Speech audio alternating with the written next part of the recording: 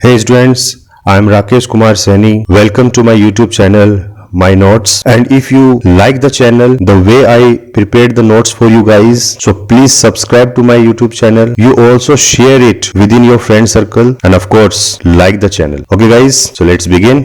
Next हमारे पास आता है parallelogram law of vector addition.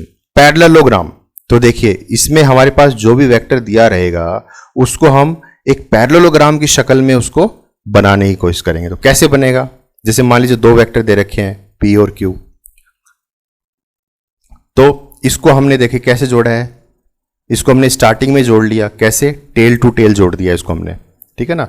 इसको Q को हमने पीछे की तरफ शिफ्ट करेंगे तो यहां से ये Q इस तरीके से आ जाएगा, ठीक है। तो ये हमने Q वेक्टर को क्या कर दिया, पैरेलल शिफ्ट कर दिया, ठीक है ना, पैरेलल शिफ्ट कर दिया और दोनों कैसे जुड़ गए, टेल टू टेल। तो टेल टू टेल हमने कनेक्ट कर दिया। तो in this the two vectors are joined from tail to tail. दोनों वेक्टर को कैसे जोड़ना है, टेल टू टेल जोड़ना है। जबकि हमने triangle law of vector addition में कैसे जोड़े थे, हेड टू टेल। तो ये चीजें आपको ध्यान रखनी है कि किस में हम कैसे जोड़ रहे हैं। Triangle law of vector addition में हम जोड़ते हैं हेड टू टेल और parallelogram law of vector addition में हम जोड़ेंगे tail to tail. As two sides of two adjacent sides of parallelogram. तो दोनों, ये जो दोनों वेक्टर हैं ये क्या बन रही हैं, किसी भी पैरेललोग्राम की दो साइड बन रही हैं, ठीक है ना।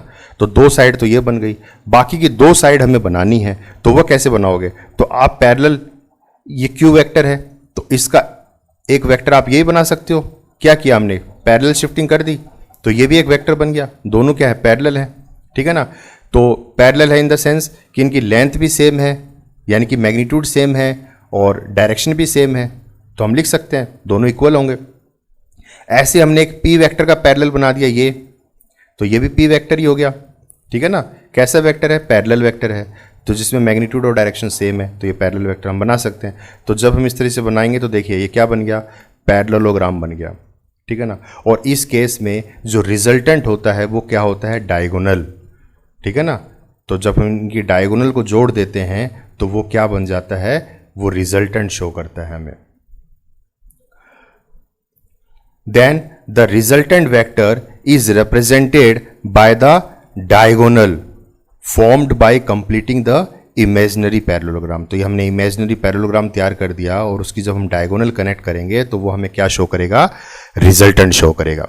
तो it states that if two vectors acting simultaneously at a point can be represented by the two adjacent sides of a parallelogram drawn from a point, then the resultant is represented completely by the diagonal of the parallelogram passing through that point।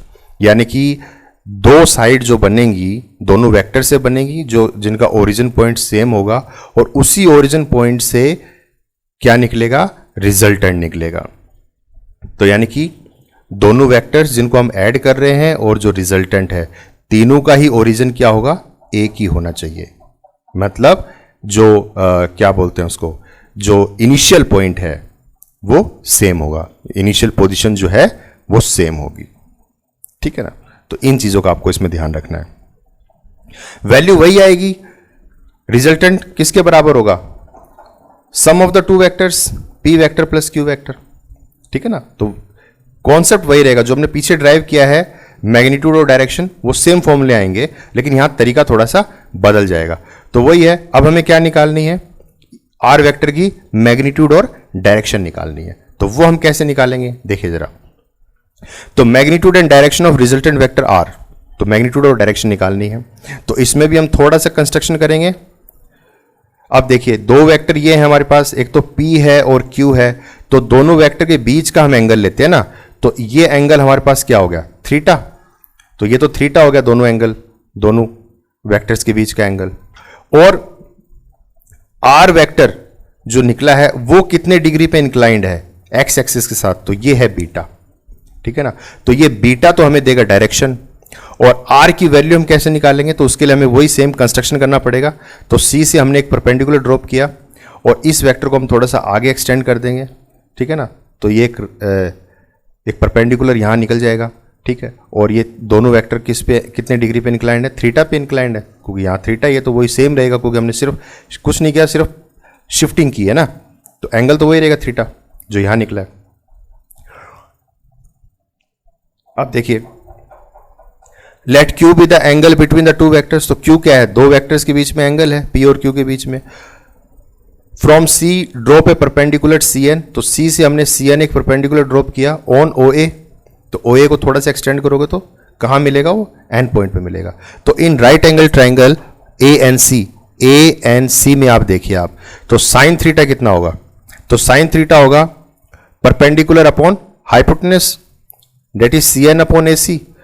तो C N को हम ऐसे लिख सकते हैं, ए सी sine theta, इस तरीके से लिख सकते हैं सी एन को।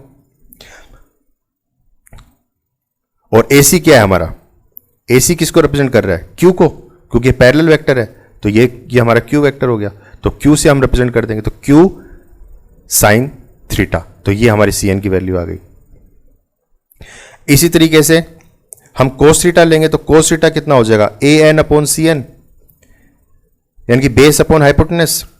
तो यहां से हम ए एन की वैल्यू निकाल सकते हैं, तो ए एन कितना हो जाएगा, A N equals to Q cos theta आएगा। ठीक है, अब ये दोनों वैल्यूज हमें पुट करनी है। नाउ ओ एन देखिए, ओ एन, ये जो डिस्टेंस है ये किसके बराबर है, ओ ए प्लस ए एन के बराबर है, ओ ए प्लस ए एन के बराबर। तो ओ ए क्या है हमारा, पी है, पी रख दिया, और ए एन हम निकाल चुके हैं, ए एन किसके बराबर है, क्यू कोस थीटा, ये हमने वैल्यू पुट कर दी। अब कंसिडर कीजिए ट्राइंगल ओ एन सी, ये वाला ट्राइंगल लीजिए आप।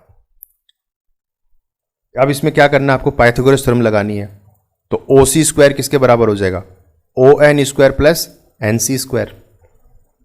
और ओ सी स्क्वायर क्या है आपका, ये रिजल्टेंट वेक्टर आर ही तो है, तो ये आर स्क्वायर हो गया।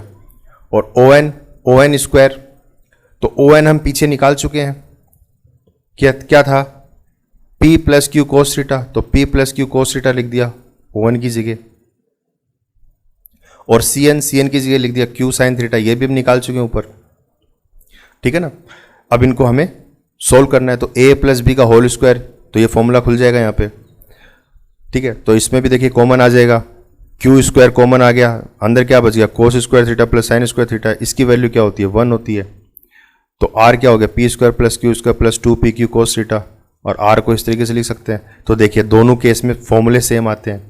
ठीक है ना, triangle law of vector addition में भी r यही आ रहा था, root over P square plus Q square plus 2p Q cos theta, तो ये रिजल्टेंट वेक्टर है। ठीक है, और ऐसे हम निकालेंगे डायरेक्शन, क्योंकि ये तो हमने निकाल दी मैग्नीट्यूड, अब हम क्या निकालेंगे, डायरेक्शन। तो डायरेक्शन हम निकालते हैं, तो डायरेक्शन कौन बताएगा हमें, थीटा एंगल बताएगा, सॉरी बीटा एंगल।